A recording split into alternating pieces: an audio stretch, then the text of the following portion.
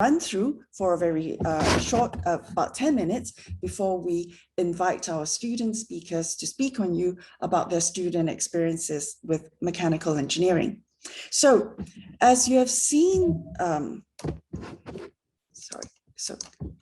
so let me, right. So our undergraduate program is a 4-year program. Typically is a 4-year program. It's also accredited by the Engineering Accreditation Board of Singapore. And so EAS Singapore is part of the Washington Accord, which is something that universities around the world agree to certain standards in university education. So the accreditation of our programs, our ME programs and all the other engineering programs at NUS means that our degree is recognized worldwide. And so when employers from other countries look at our NUS degree, they have no doubt about the quality of our degree. So the accreditation is actually quite important. So just a brief summary. So our 4-year program leads directly to an honors depending on how you perform over the years. Coming back to this, our program over 4 years, you take 40 modules, and it works out to basically about 5 modules per semester, because we have 2 semesters per year. So now our new curriculum over the years, our curriculum has evolved, and so you see in this chart that our curriculum consists of 3 different major portions. One is what we call the common curriculum, which consists of modules that are NUS-wide modules, as well as our new modules that we share with the School of Design. We'll talk about that in just a while. And then also, if you're in the ME department, we have our mechanical engineering degree requirements, and those would be ME specific modules. And then we also have a range of what we call unrestricted modules. We have 10 of them, and you can use them to do many, many different things, which we will come to in a short while. So let me go to the details of these different pieces in your curriculum. So our curriculum, this is basically a slightly more detailed chart of the previous graph. So our common curriculum and the major ME requirements consist of about 37.5% each, and each of them would take up about 15 modules each. And then also for our unrestricted electives, it consists of 10 different modules. So because our time is a bit short, I'm just going to go through the details of these different pieces so that you can see how you can actually build your own degree to suit your interests as well as your aspirations. So in the common curriculum, as we said, it consists of 2 different requirements. So you have the NUS requirements, which are 6 general education modules, and you see them in the lighter blue boxes. Then across engineering as well as the School of Design, we have together come up with a set of common modules that we think will actually be very useful to students as you go through as you go out and work when you graduate, because the world has become a lot more complex. So there are a different range of skills that are needed now. And so the boxes that are in the mid blue colors, you can see 7 boxes there, are new modules that we've introduced to be able to give you the kind of interdisciplinary and broad skills that are needed for the future. So design thinking is one of them. And one of my colleagues will talk more about design in our questions and answers with the professors. And then we also have systems thinking, which is very useful for engineers to look at broad systems and complex systems. And as part of, the digitalization, we haven't forgotten that. So even engineering students are trained in coding and artificial intelligence, and things like project management gives you the skills to be able to work with teams and be able to look at how you might lead different groups in your career and also work with other team members. Then, just in case you thought that NUS engineering really is very theoretical, in things like makerspace, in things like design thinking, there's actually a lot of hands-on work where you'll be able to create different things from the designs that you do. And also, we have, you can see, an integrated project that's part of our new common curriculum. And this would be either a design project or a final year project, where you take all the knowledge and skills that you have gained and put them to practice in the project, either in a group or individually. So that's for the common curriculum, and that's something that all students coming in, matriculating in August this year will do. Now, what about mechanical engineering? What are you going to do in mechanical engineering? So we have quite a number of engineering modules, and we haven't actually taken any of our modules away. We're still offering the same kinds of modules. And you can see that under the engineering requirements, we have a certain number of core modules, including internship, which is our industrial attachment for 20 weeks. We also have mathematics, which is common to all engineering modules. And, we also talk about ethics and professionalism. But specific to mechanical engineering, there are 6 modules that you have to take. And these cover the basics foundation of what mechanical engineering is. And those are still there. Those have not gone away.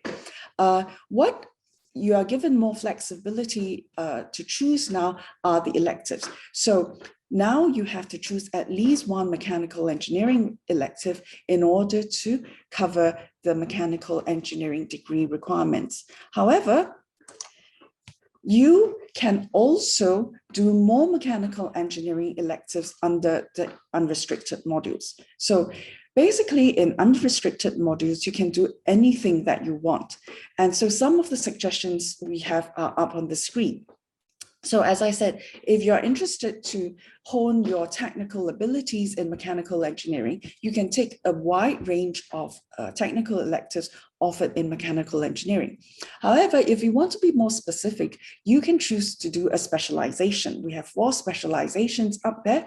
Later on, my colleagues will talk a little bit more about the specializations during our Q&A. You can see that a specialization will require you to do 5 modules, and then you still have another 5 modules where you can do other things that you want. You can also use these 10 modules, all 10 of them, to do second majors. So one of the popular second major is within engineering, where we have innovation and design program, which is an integrated design program for students who are interested to work more in groups and maybe interested in entrepreneurship.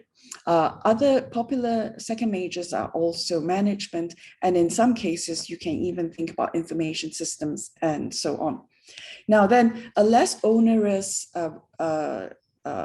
option would be a minor, which only requires you to do 5 modules. So a minor is to give you breadth of your experience, and that's outside of engineering. So some of the popular minors you see are there. Now there are more majors and minors, and but there are different requirements for specific degrees, and also there are quotas.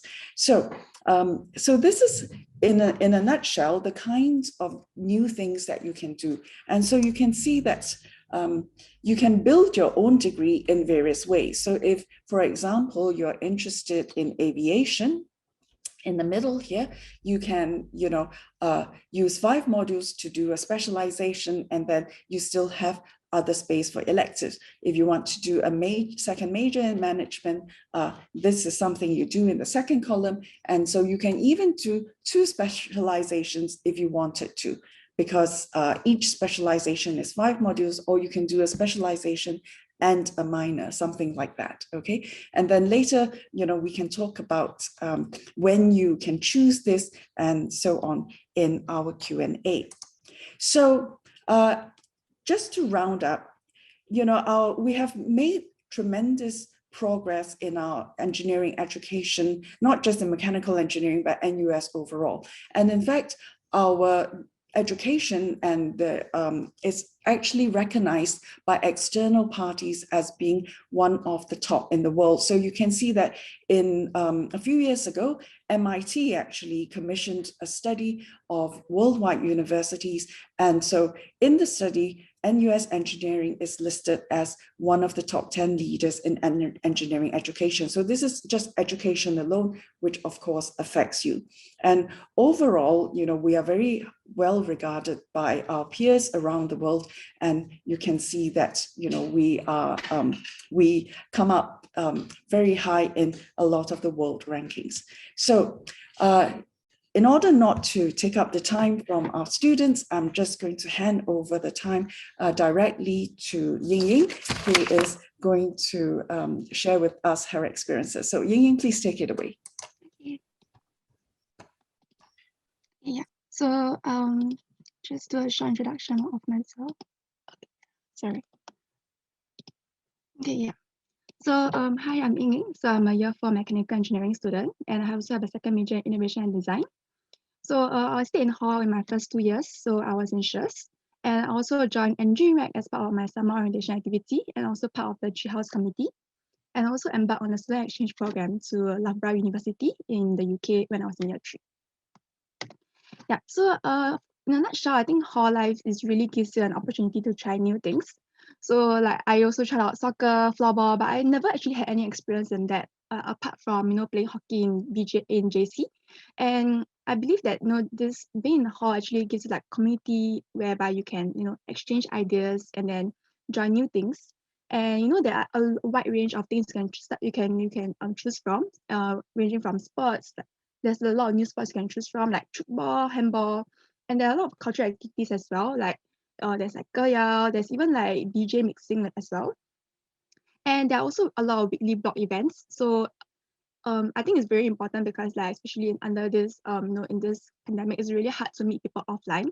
So with this weekly blog events, we actually make friends with different faculties. So I have friends from my arts, business.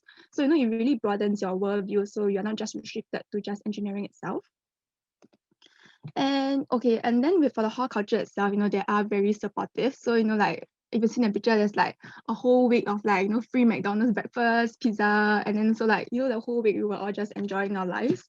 And then there's also like it's a very supportive hall culture because we also have like good luck concerts. So for example, like right before finals or any midterm exams, then we'll have this whole concert where we say like good luck to our charrettes or and hopefully we'll all do well. And then they'll also open up study rooms in the middle of right before finals so that you can have a an atmosphere and then to study as well. Yeah, and then one of the key events in SHUS is actually called the SHUS Newly Discovered Companion. So what we actually do is we welfare each other like a senior, and so like you can see like we actually decorate each other's rooms and make the dolls, and then we actually give each other like food, and then it actually really helps you to integrate more into the hall culture itself, so you don't really have to worry a lot. And for engineering life, actually one of my favorite orientation activity was actually joining Red and Frag in year 1. So Red and Frag is actually like a flagship event of the NUSU. So we actually built all these costumes and the set and all the makeup and all the dancers all by ourselves, and these are actually all made from like recycled materials. So it was very interesting because we spent one whole summer trying to put up a performance for a good cause. So REC is actually to thank people that have fundraised for us in the flag activity, and we spent one whole summer together and really built a very strong bond. So I think 4 years from now, like currently I'm year 4, I'm still really good friends with a lot of them. So I think it was really a memorable summer. So I believe that if this is still ongoing, I really believe that you should go for this. Yeah. And also, as a part of the G-House community, I also organize Engine Camp and Engine O Week. So, to get to organize these events for all the freshmen to come together.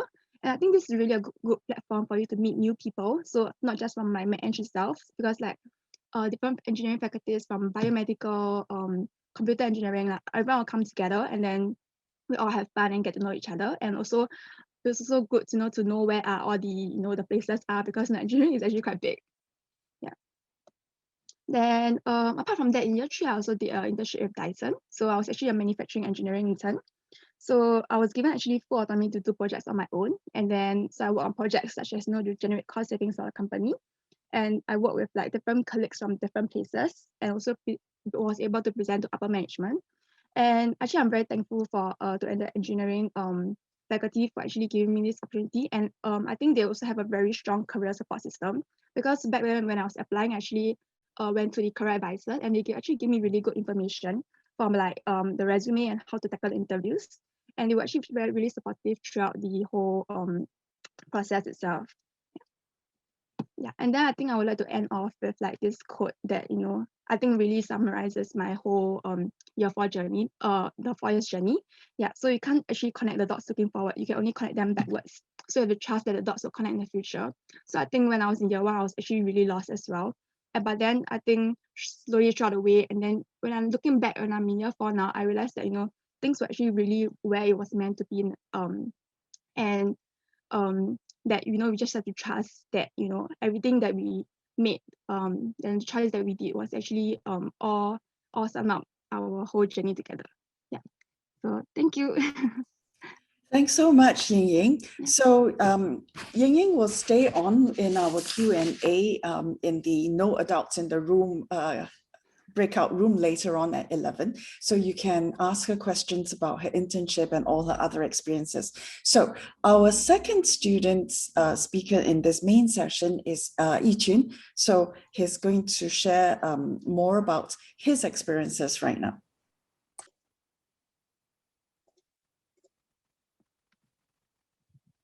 Hi everyone. So my name is Yichun, and I'm a 4th year mechanical engineering student.